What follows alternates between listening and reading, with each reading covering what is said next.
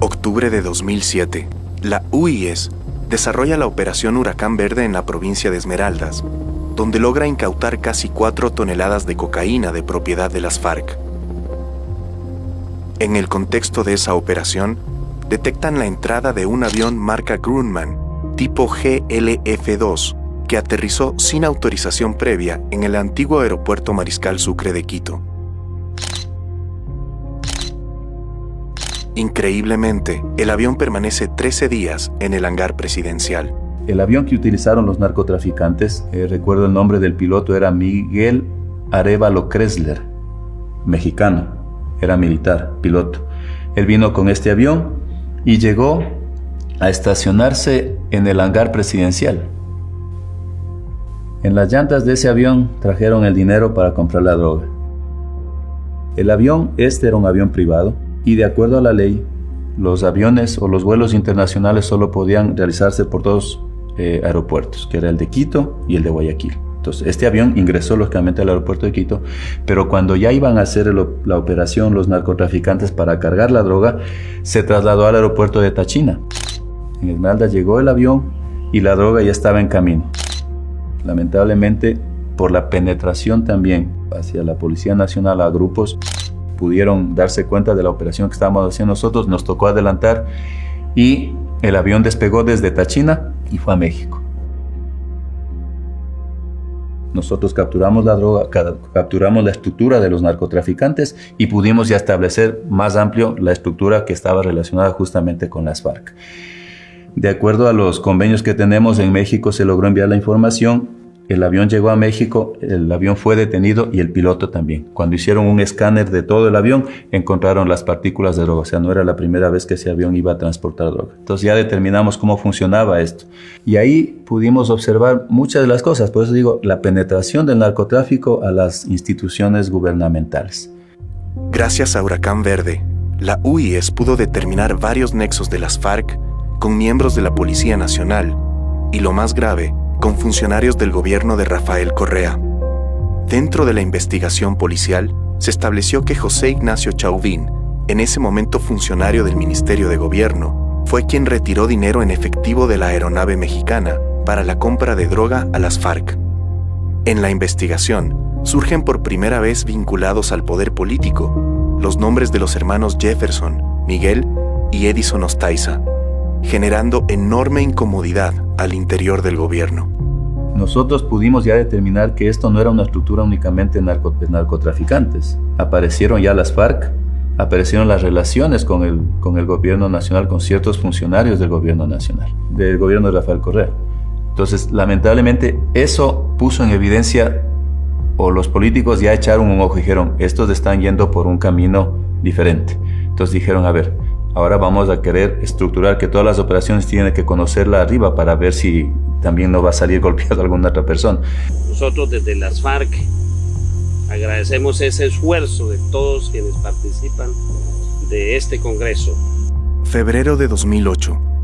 En las instalaciones de la Casa de la Cultura Ecuatoriana se lleva a cabo el llamado Congreso de la Coordinadora Continental Bolivariana, un encuentro de la extrema izquierda latinoamericana que termina funcionando como herramienta de cabildeo político en favor de las FARC.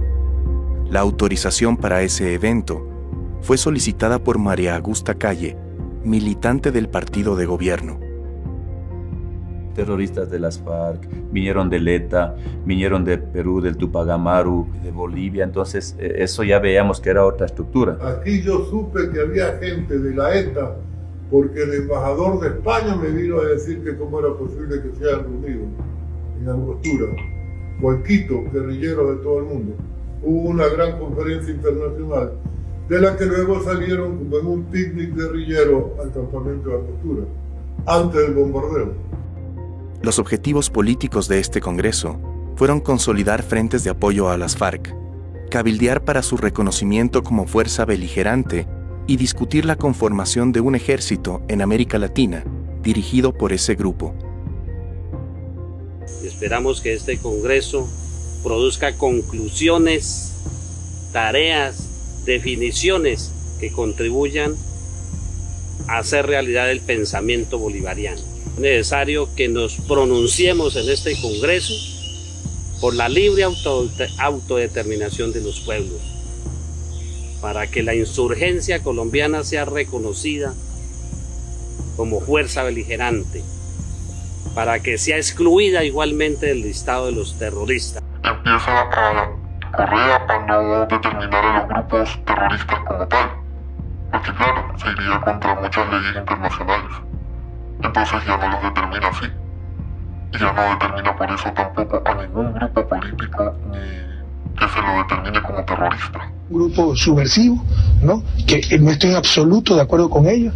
Hay ramas que se han desviado, que incluso tienen financiamiento de droga y todo eso, pero hay otra gente que lucha por ideales, totalmente equivocada, pero esa gente no se la puede llamar terrorista.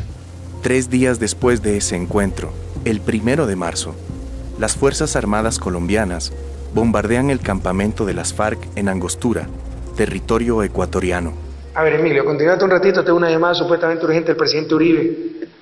Era el presidente Uribe para informarme que en la madrugada de hoy se dieron combates muy fuertes en la zona del Putumayo entre el ejército colombiano y fuerzas de la FARC.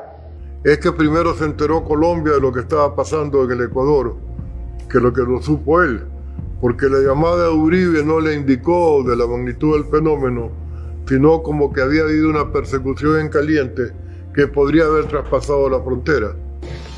En la madrugada del sábado anterior, nuestro país sufrió una inaceptable agresión de parte de las fuerzas militares colombianas a pretexto de atacar a grupos de la FARC que pernoctaban a 3 kilómetros de la frontera colombiana en territorio ecuatoriano.